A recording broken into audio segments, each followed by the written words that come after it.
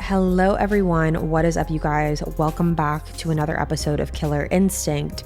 As I mentioned last week, this is the second part of the two-part Robert Wone case. If you have not already, make sure you go and listen to part 1 of the episode before starting this one.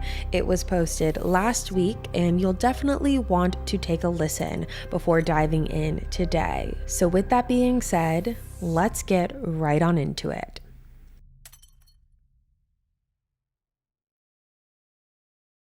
So with this all being said now, let's go back to the interviews that were being conducted directly after the murder. Police had Dylan take a polygraph test, and they did this because in their mind, based on the story that they were getting, Joe and Victor were on the 3rd floor together. They were up in their room, but that meant that no one could really account for Dylan's whereabouts other than Dylan. Obviously, everyone was assuming that Dylan was in his bedroom, but again, that was all just assumptions. So police brought Dylan in for a polygraph test, and there were 2 questions on this polygraph test. The first was, did you kill Robert?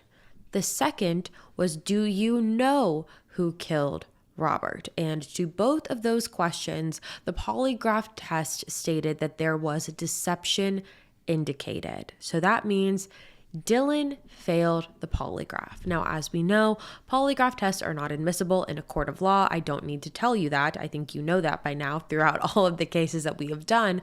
But there was deception indicated from his test. And at this point in the investigation, and pretty much right from the beginning, police knew and were adamant on the fact that Robert's murder was conducted by someone who was living in that house, whether that be Joe, Dylan, Victor, all 3 of them, 2 of them, 1 of them. They didn't know who it was or how many of them were responsible, but they were more than certain based on the evidence that they had that that was the case. Now, ultimately, in those first interviews, police didn't have enough information. They didn't have enough evidence to make an arrest, so all 3 of the men were let go. Now, interestingly enough, several hours after that first interview was conducted, so now we're just talking about the day after Robert's murder, Joe showed back up to the police station saying that he made a mistake in his interview and needed to change something. He told the detective that in his initial interview, he claimed that the knife was laying on Robert's chest, so laying flat on Robert's chest, and he removed it and put it on the nightstand. However, now he claims that he thinks that the knife was actually still in Robert's body when he removed it and placed it on the nightstand. Now, detectives had several issues with this as a whole. The first issue that they had was that they felt that this key detail was not something that you forget. This event as a whole is not something that you forget.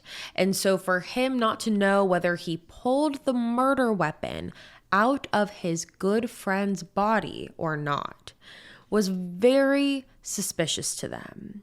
Along with that, it felt like an opportunity for Joe to place his fingerprints on the knife. He actually told detectives that if his fingerprints were found on the knife, then that was why. So this new confession, this new change in this detail, whether it be true or not, it really did not help Joe's case because it only raised more questions and more red flags in his direction. But now let's talk about Robert's autopsy. Now, the first thing that the medical examiner noticed was that Robert had what they called 3 surgical-like defects on the front of his torso. So he had 3 stab wounds. These were 3 cuts that, like I mentioned earlier, were almost all identical in width and depth. The uniformity of these cuts showed that during the process of them, neither Robert nor his attacker moved. There was also no defense wounds from Robert, no defense wounds on his hands or anywhere on his body. The medical examiner claimed that based on Robert's injuries, she would assume that this would have been a very bloody scene. However, as we have mentioned, that was not the case. The medical examiner concluded that Robert's cause of death was stab wounds to the torso and that the manner of death was homicide. Something else that the medical examiner discovered was that the 3 stab wounds to Robert were not immediately fatal, and that blood had leaked into his small intestine, and that he was alive for a period of time following the stabs. This discovery made police even more suspicious about Robert's death, because when thinking about this murder, they thought that there was no way, if Robert could control it, that he would have not tried to defend himself. For him to sit still, so still that all of his wounds are almost identical, and for them to be in perfectly positioned places, it seemed impossible. So that was the big question for police now. Why did Robert not move? And this brought in a whole new question and whole new element of this case, which was Robert restricted? Now, the medical examiner found no marks of restriction, no ligature marks, no evidence to show that Robert was restrained or tied up in any way. But something they did find on Robert's body was needle puncture marks. These marks were found on his neck, the back of his hands, his chest, his ankles, and the top of his feet. Now, this brought up the question and really made police believe that Robert could have been injected with something, drugged with something that would have caused him to be paralyzed or not move. According to friends who knew the 3 men, Dylan, Joe, and Victor, they said that they did often dabble in drugs. This wasn't a lifestyle that they turned away from. It wasn't something that they didn't experiment with. However, surprisingly, after the toxicology report came back, it came back as negative. There were no drugs found in Robert's system.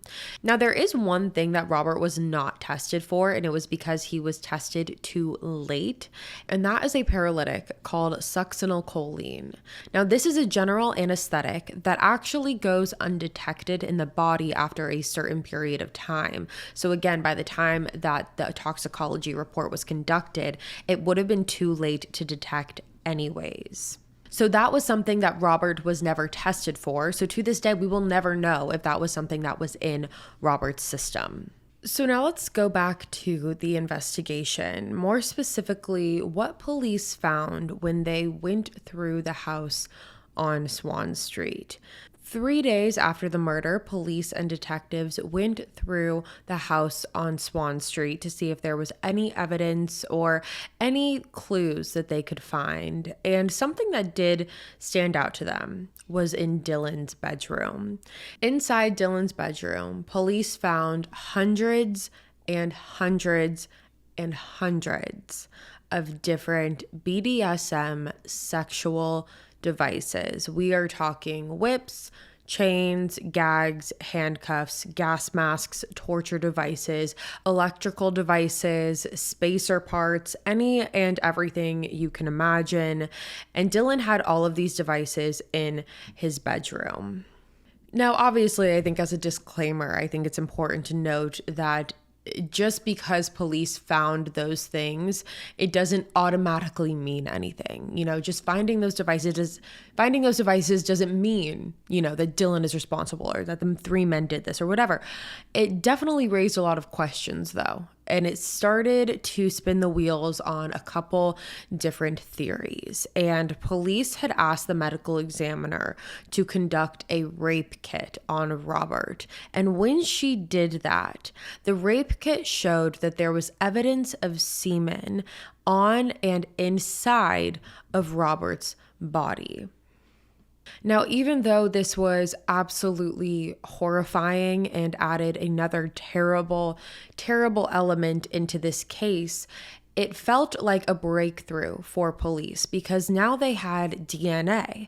You would think all they would have to do is match the DNA to one of these 3 men and it would be case closed. However, you can imagine police's shock when they discovered that the DNA that was found on and inside of Robert's was his own.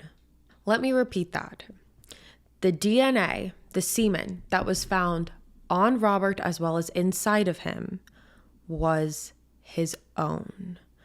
Now, as you can imagine, police were absolutely shocked when they heard this. It's something that they couldn't wrap their head around. It was something that quite simply did not make sense. Now, even with these findings of his DNA, the medical examiner found no signs of sexual activity or forcible sexual assault, which just added to the confusion. Now, I do want to say that police, when they heard this, it struck a chord with them because they remembered seeing something, a device, in Dylan's bedroom. One of the devices that they had found was an electric stimulation device, which was designed, the one that Dylan had, was specifically designed to force someone to ejaculate.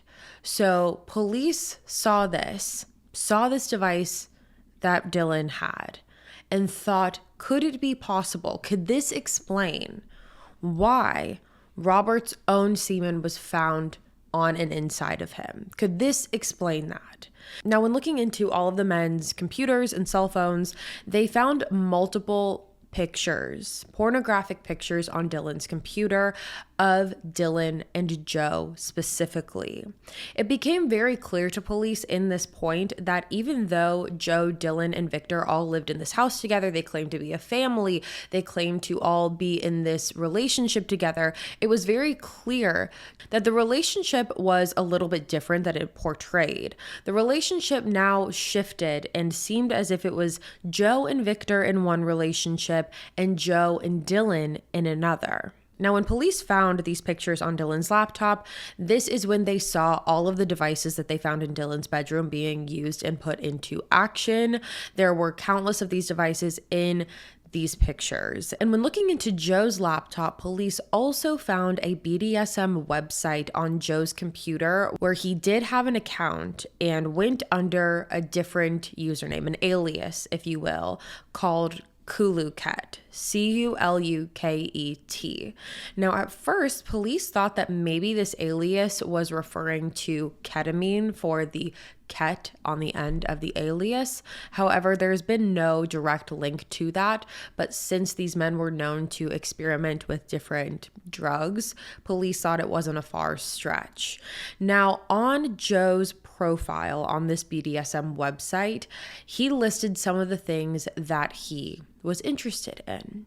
These things included electro torture, masochism, master slave, sensory deprivation, humiliation, pain, caging, and confinement. Now, again, just as a disclaimer, liking these things does not mean that you're a murderer or not mean that you are going to kill someone or that someone is going to kill you. That's not what I'm saying. All I'm saying is police were starting to connect the dots here based on the evidence that they had. So based on all of this information that they're now getting, police are starting to wonder if there was something more going on this particular night between Robert and these three men. Clearly, there was some sort of sexual act that occurred this night, and police were starting to wonder if this was something that Robert consensually agreed to or not. However, according to all three men, they claimed that Robert and them never had any sexual interaction together. All three of them claimed that Robert was straight. He's always been straight. There has never been a time where Robert has explored his sexuality or had been interested in it.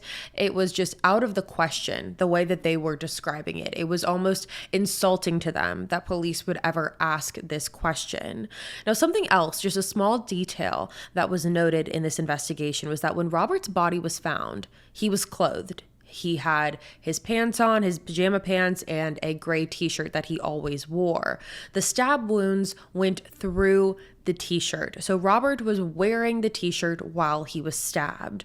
Along with that, Robert was also found wearing his mouth guard.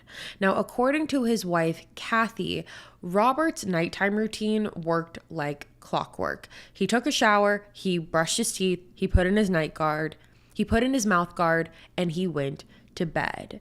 Now, this brought up the question of why would Robert's mouthguard be in his mouth if he was consensually agreeing to some sexual act? It just didn't seem likely. Now, something that was quite unsettling for everyone who knew Robert, all of Robert's friends, all of Kathy's friends, was that after about a week of the investigation, Joe, Dylan, and Victor all showed up to Kathy's doorstep. They asked Kathy if they could speak to her privately in the basement, and Kathy agreed. In the beginning of this investigation, in the beginning of Robert's death, Kathy was actually seeing Dylan, Joe, and Victor as victims themselves. Kathy knew how close Robert was to Joe in particular, but also all three of these men. She couldn't believe in her heart and in her mind that they would ever do something to harm Robert. So from the beginning, Kathy was very much on these men's side. She had their back. She defended them. She said that it had to have been an intruder. Robert was murdered by an intruder. And about a week into the investigation, after Kathy had spoken to police several times at this point, Joe, Dylan, and Victor showed up to Kathy's home while some of her friends were with her and asked to speak with her privately in the basement. Kathy agreed to this and went downstairs with them to talk. And shortly after, all three of the men left, and it is unclear what was said in this conversation. However, it did seem that Joe and Dylan and Victor were trying to get on the inside of the investigation and see the type of questions that police were asking Kathy. And again, this was because Kathy really wanted to see the best in people, especially Robert's friends. No one out of Robert's close friends and family wanted to believe that anyone that Robert trusted would be capable of something like this. Now, Joe did attend Robert's funeral and was actually assigned as someone who would carry the casket. There's a specific word for it. However, I'm not sure what the word is, but he was one of the people carrying Robert's casket.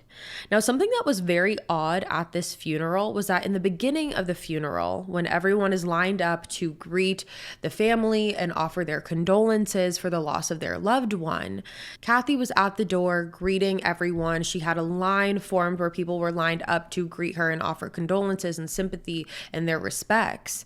But Joe also made his own line at the funeral. So you had Kathy, the wife of Robert, the wife of the murder victim, standing and saying hi to people and, having conversation, and people are offering their condolences and sympathy and all of that. Joe, for whatever reason, thought it was a good idea to also stand there at the funeral, not next to Kathy as like, oh, I'm here for you and I'm here for support. He created his own line, his own separate line for people to offer him sympathy and him condolences. And everyone who saw this, most people, I should say, who saw this, definitely thought that Joe was amping up this victim card and this victim mentality during all of this. And he definitely made this funeral seem like it was about him. Again, at the time, Kathy had sympathy for the three men. She viewed it as these three men were also victims too. So red flags were not raising in her head. She simply thought that this was the appropriate and right thing to do.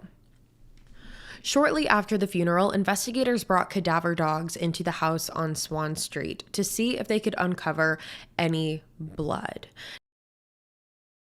If you're anything like me, then your pet is a member of the family. So don't feed them like they're in the doghouse. Give them Nom Nom. Nom Nom delivers fresh dog food with every portion personalized to your dog's needs so you can bring out their best. Nom Nom is made with real whole food that you can see and recognize. That's without any additives or fillers that contribute to bloating and low energy. And that's because Nom Nom uses the latest science and insights to make real good food for dogs. Their nutrient-packed recipes are crafted by board-certified veterinary nutritionists, made fresh and shipped free to your door.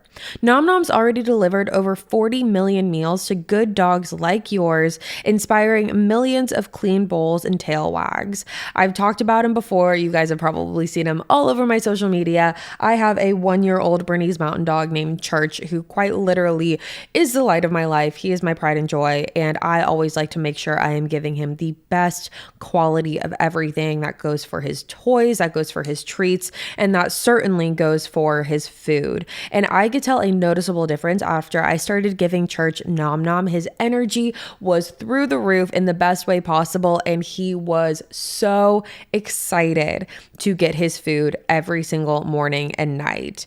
Now, if for some reason your dog is not the biggest fan, Nom Nom comes with a money back guarantee. So if your dog's tail isn't wagging within 30 days, Nom Nom will refund your dog's first order. So go right now for 50% off your no-risk 2-week trial at trynom.com/killer. Spelled try, NOM.com/killer for 50% off. Trynom.com/killer. Now, cadaver dogs are specifically trained to uncover skin cells or blood, and when these dogs were brought through the house on Swann Street, they hit on 2 different spots. The first spot that these dogs hit on was the dryer of the home, specifically the lint roller of the dryer, which was interesting because this indicated that there could have been a cycle in the dryer that had residue of either blood or skin cells. Now, the second spot that the dogs hit at was the back of the house's stairwell drain. Now, even though the dogs did hit on the drain, police were not able to get a DNA sample because when blood mixes with water, it decreases the likelihood of getting a solid DNA sample. So at this point, police decided to change courses and use something called Ashley's Reagent. Now, Reagent is a blood enhancing chemical. It's similar to luminol. We talked about, the luminol lights and all of that are supposed to show blood spatter. And Reagent is supposed to show any evidence of blood that was wiped away. However, when the experts came in to apply the Reagent, they actually did it wrong. And in turn, they completely botched the crime scene, and it was unsuccessful in getting a sample and also ruined the chances of ever trying to get another one again. So this was a very big miss on the detectives' part because this threw away any chance that they had to see if there was blood spatter throughout the house. So now let's talk about the murder weapon, the knife. So the knife was found on the nightstand right next to Robert's body when EMTs arrived. And like I mentioned, Joe had already confessed that he had moved the knife to the nightstand. So it would make sense that detectives would find Robert's DNA on the knife as well as Joe's. Obviously, they should find Robert's because it was inside Robert's body, and they should be able to find Joe's handprints or fingerprints. However, when this knife was sent off for a forensic analysis, there were some very interesting discoveries made. And that discovery was that there were no fingerprints on this knife. No fingerprints, no handprints, no palm prints, no fingerprints, none of them. Which would not make sense because if this story went the way Joe explained the story to go, his fingerprints should be on that knife, except for if whatever reason he decided to clean the knife or wipe his fingerprints off of it. Now, the second thing that was discovered was the fact that the stab wounds on Robert didn't necessarily match the size of the knife blade. The blade itself was actually 5.5 inches, but the length of Robert's stab wounds were anywhere between 4 to 5 inches. This raised red flags because police had a hard time believing that if someone were to stab, why wouldn't they insert the whole blade? Why would they only stop at 4 inches? There were also white cotton fibers found on the knife that were consistent to the white towel that was found on the floor of Robert's room. Now, this towel is what Joe claimed he used to stop the bleeding when he found Robert.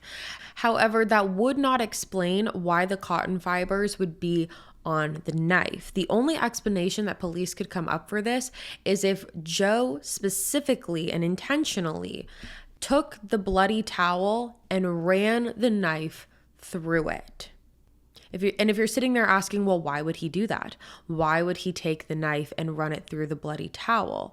Police curated a theory that this was not the knife used in the murder. And because of that, that is how they were able to connect the dots on this theory that it would have made sense if Joe took the kitchen knife from his butcher block, which was not the murder weapon, and just ran it through the towel to make it appear that it was. That would explain why the white cotton fibers were found on the knife. So you might be sitting there thinking, okay, let's just say that this isn't the murder weapon. What could have been? Well, this theory gets strengthened when police discover that Dylan had a cutlery knife set in his bedroom. Why was it in his bedroom? I don't know. But it was in his bedroom. And in this knife set, it contained 3 knives. There was a large knife, a carving knife, and a small knife. And of course, the smaller knife was missing from this set. And to strengthen this theory even more, the blade on that smaller knife is more of a match to the wounds that were found on Robert's body than the knife from the butcher block. But then something new gets added into this case. 3 months after Robert's murder, when police are in the midst of their investigation, Joe, Dylan, and Victor all moved away. They all moved to Florida. But 3 months after the murder, Dylan's lawyer was the one who called police to report that there had been a burglary at the Swann Street house. And it did not take long for police to figure out who was responsible. The person who went in and stole the TVs and other electronics out of the Swann Street house was none other than Joe's brother, Michael Price. It turned out that Michael Price had a key to the home, which was something that Joe failed to tell police in his interviews. But interestingly enough, Michael Price was taking night classes at his college and studying to be a phlebotomist. A phlebotomist is someone who specializes in drawing blood. And Michael had access to a nearby hospital, which also gave him access to different drugs, such as that general paralytic that we spoke of earlier, succinylcholine. And coincidentally enough, on the night of August 2nd, 2006, Michael, who had a perfect attendance record leading up to that point, did not show up for his classes that night.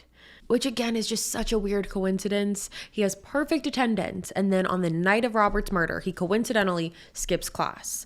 Now Michael's boyfriend at the time did claim that Michael was at home with him on the night of the murder, and Michael's phone showed that he was not near or at the house on Swann Street. So just take that for what you will. So at this point in the investigation, the police were really at a standstill. Months had turned into a year, and ultimately there was a press conference. And at this press conference, Kathy made an appearance. And this was actually the first time that she had made a public appearance where she was pleading with the public, but specifically with Joe, Dylan, and Victor. Like I mentioned, up until this point, she had very much been on these 3 men's side. She had been defending them. However, at this point, her perspective had changed, and she truly did believe that they were responsible, or at least knew who was. During this press conference, she pleaded with the men to come forward and just to tell the truth. And ultimately, this did not work because these 3 men kept quiet. Like I mentioned, they moved to Florida. They sold the house on Swann Street. They wanted nothing to do with any of this. However, at this point, the prosecution was pretty adamant that they could finally go to trial with this case. They knew they were not going to be able to get a murder charge because there was not enough concrete physical evidence to prove who was the murderer. It was way harder to convict 3 men on this because they didn't know who was involved. They didn't know if it was all 3 of them or just 1 of them or 2 of them. They did not know. So instead, the prosecution decided that they had a way better chance of charging these men with covering up a murder. So after a judge reviewed this case and concluded that there was enough probable cause for an obstruction of justice charge, the police were finally able to go forward with arrests for Dylan, Joe, and Victor. Now, they didn't arrest them all at the same time. They wanted to be strategic about it. Reason being is that the police thought if they finally were able to arrest these men, they figured that they would start turning on each other because now they're arrested, things are getting serious, and they need to start talking. However, this plan failed. They initially arrested Dylan thinking it would be strategic, that they could talk to him, that they could, try and cut a deal with Dylan, but Dylan stuck to his story. He did not change his story whatsoever. So ultimately after that, they decided to just go forward with the arrests of Joe and Victor. After all three of the men were arrested, all three were charged with obstruction of justice, conspiracy to obstruct justice, and tampering with physical evidence. The judge on this trial was Judge Lieberwitz, who was a former homicide prosecutor. The trial began on May 18, 2010, and the prosecution was trying to prove that these three men covered up Robert's murder. And for the prosecution, they didn't have to say what the motive was or how it happened. All they had to prove was that these three men covered up Robert's murder. Specifically, they had to prove that there was no intruder, no blood, and that the discrepancies with the knife were real. Now, interestingly enough, when the prosecution submitted all of their evidence to the judge actually declined and denied the prosecution from using any of the evidence about the BDSM devices that were found in Dylan's bedroom. The reason that the prosecution submitted this evidence was because it strengthened their argument that this could have been a sexual assault gone wrong, and that is why the men felt the need to cover it up.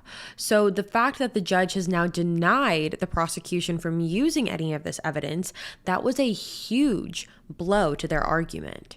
Now, 5 days prior to this trial starting, the defense also filed a motion for the judge to be the one to decide the verdict of the three men, not a jury. So they didn't want a grand jury in this trial. They strictly wanted the judge to listen and make the final decision.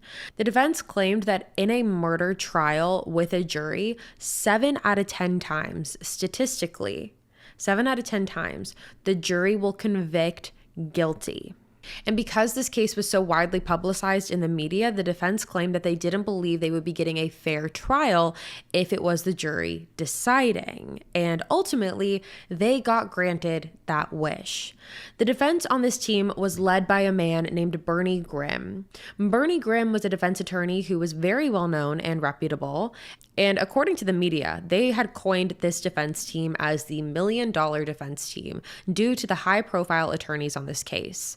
Bernie Grimm was defending Joe, attorney Shirtler was representing Dylan, and Tommy Connolly was representing Victor. These were thought to be the best defense attorneys that these men could have hired, and Bernie Grimm was known for winning more not guilty homicide cases over any other practicing lawyer in DC.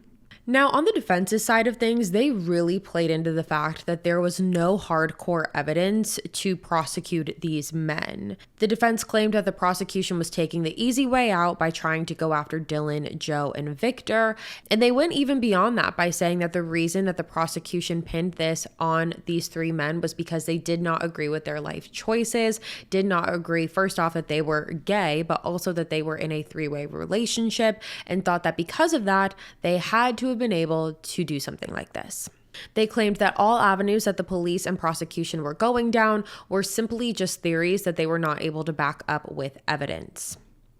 And the defense was really honing in on this intruder theory and why it was possible. They talked about the fact that the defense had gone over to the next door neighbor of Joe's, so not the elderly couple, but the people who had lived on the other side of Joe's. And according to them, they spoke with the housekeeper who was sleeping at the house on the night of Robert's murder. And according to her, she claimed that when she woke up the next morning, she walked out to the backyard and saw that the sandbox that this family had in their backyard had a footprint in it. Now, according to this housekeeper, she walked over to the police at Joe's house and told them about her findings. However, according to her, she claimed that the police brushed her off and said that they already knew who was responsible and that they didn't need to come and see it. The defense also demonstrated that it would have been very easy for someone to hop the fence. They demonstrated someone doing so and showed that it wasn't as difficult as the prosecution was making it out to be. They also showed that a possible entryway into the house was through the front door, even if it was locked, because the front door had a mail slot in the center of it, which when you put your arm through, you could unlock the door from the inside. Now, again, I'm not sure how that argument really stands in this case because it was clear that the back door was left open. However, the defense was trying to argue that it wasn't that difficult for an intruder to enter. Now, to answer the question on the blood loss, the defense cross-examined the medical examiner who conducted Robert's autopsy, who claimed that Robert was missing 2/3 of his blood volume that was unaccounted for. However, the defense brought up a different doctor. They brought up Dr. Lee, who was a medical professional that was actually brought up during the O.J. Simpson trial. Dr. Lee claimed that when Robert was stabbed, he was stabbed through the heart and bled internally, so all of his blood remained inside of his body. Now, when it comes to the knife, remember how I mentioned earlier that there was a knife set in Dylan's bedroom and the smaller knife was missing? Well, during the trial, Dylan's mom took the stand and claimed that she was the one who purchased and sent Dylan this knife kit, and she claimed that she kept the smaller knife for herself. So she has this knife kit, she's mailing it to her son, decides to keep one of the 3 knives and just send him the 2 knives. And for whatever reason, Dylan decides to keep it in his bedroom. Now, the prosecution definitely emphasized the fact that Dylan's mom could have just been protecting her son because no one ever saw the knife. You know, she didn't bring the knife to the court. So she had just stated that she was in possession of the knife. So now we're at June 29th, 2010, and finally, there is a verdict. The judge read a 38-page document, which included her saying that she did not believe that Robert was killed by an intruder. She also emphasized that none of the men conducted themselves in a way that would show that their friend had just been brutally murdered in their home. Now, she did say that she believed that the knife that was found on the nightstand was, in fact, the murder weapon. And she also stated that she believed that all 3 men were withholding information about the night itself and about the murder. And this is where things get interesting because this judge claimed that she believed, this is her word, she believed with moral certainty that these 3 men had been responsible for Robert's death. But when it came to certain evidence and beyond a reasonable doubt, there was not enough there. So surprisingly enough, surprising to everyone, the judge found Dylan, Joe, and Victor not guilty, and all 3 men were acquitted. So all 3 of them were free to go. After this trial, after everything, after years of this, all of them, in a split second, were released and free. Now, it didn't end there because Kathy actually did end up filing a $20 million lawsuit. It was a wrongful death lawsuit that she filed against the 3 men. Now, it was going to go to civil trial, but Joe, Dylan, and Victor all pled the 5th Amendment and refused to attend nor speak at this trial. And so because of that, Kathy did receive a settlement. However, it has never been disclosed publicly what that settlement was. And to this day, that is where we are at in this case. The case of Robert Wone has still gone unsolved. There has been no justice. There has been no closure for Robert, for his family, for Kathy, nothing. But I'm really interested to hear what you guys have to say. On my end, how I believe in this case, what I believe in this case, I don't think that there's a world that exists that an intruder came into the house that night. It does not make sense. I don't know what happened, but I can almost guarantee that that did not happen. I believe that all 3 of the men, regardless of if all 3 were involved, I believe that all 3 of them know what happened. I believe that there is a mountain of evidence that is being withheld by these men. I think that they are all covering for each other. I think that they are all protecting each other. I think that they are going to take this to the grave. And personally, I do believe that these men are responsible. That is just my opinion. I think it also is very weird about Michael, Joe's brother? Do I think it's possible? I mean, the theories here are endless. Do I think it's possible that Michael supplied Joe with this general paralytic that could have paralyzed Robert, and then this weird sex act could have gone wrong if that is what happened? Yes, I think that that's possible. Do I think it's possible that just one of them was involved? Yeah, I think that's possible. I think a mountain of theories are possible here, but what I don't think happened is that an intruder entered the house that night. So I'm really interested to hear what you guys have to say about this one, so please let me know in the comments below. And with that being said, you guys, that is all for me today. Thank you so much for tuning in to another episode of Killer Instinct. Again, if you're new here, hi, my name is Savannah, and I'm your host of Killer Instinct. Make sure you go ahead and hit that subscribe button, that way you never miss an episode. We post weekly here every Wednesday on the podcast, and you're not going to want to miss it. I'll be back next week with a brand new one for you guys, and until then, stay safe. Bye, guys.